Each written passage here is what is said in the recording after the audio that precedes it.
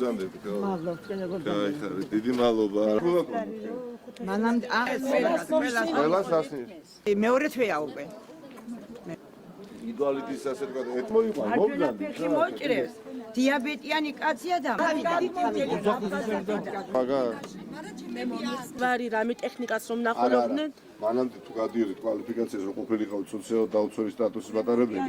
არჩევნების შემდეგ სადაც არ გავიხედავთ, რომელ რეგიონშიც არჩევთ, რომელ ქალაქშიც არჩევთ, მასიურად ხვდებიან ადამიანები, ვისაც მოუხსნეს სოციალური დახმარება. არჩევნების შემდეგ სულ რაღაც 2-3 თვეში და რა მოხდა ისმის კითხვა, სამსახური იშოვა ამ ხალხმა, გამდიდრდნენ უცბად 2-3 თვეში, თუ აი რა მიზეზით ეხება ასობით მაგალითად სოციალ-დაუცველს ქუთაისში, ავტოქარხნის დასახლებაში ვართ ეხლა და მასიურად ამ შეხვედრაზე იმყოფება 4 ოჯახი, რომელსაც მოუხსნეს 2 თვის წინ დახმარება.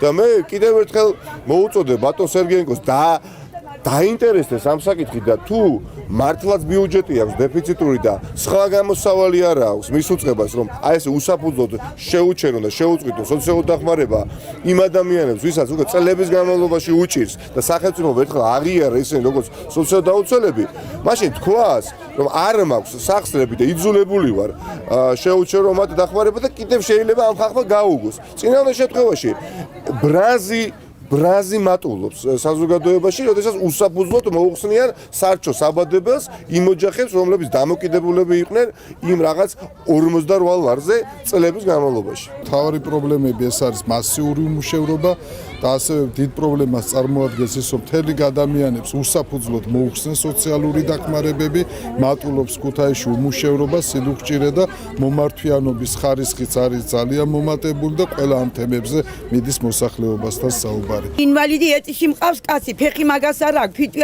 მაგას არ აქვს, დიაბეტიანია. მივედი, დავწერე განაცხადი, ასეა ჩემი მდგომარეობა, ასეა მეთქი. ერთ თვეში გამოვაგზავნით აგენს ყველაფერს აგინახავთ და საერთოდ არ მოსულა არავინ. ძალიან მიჭირს. წამლებში 10 დღის წამლებში ვაძლევ შვილო 370 ლარს. წამლების ის იყო ვაუჩერები. მივედი სოფელში გავაკეთე ყველაფერი საბუთები. ვიტირე, ასე მიჭირს მე უთხარი და ამნაირ კაცს თუ ვერაფრით ვერ დაგეხმარებითო. ერთი მანეთის წამალი კიდე არ მომცეს.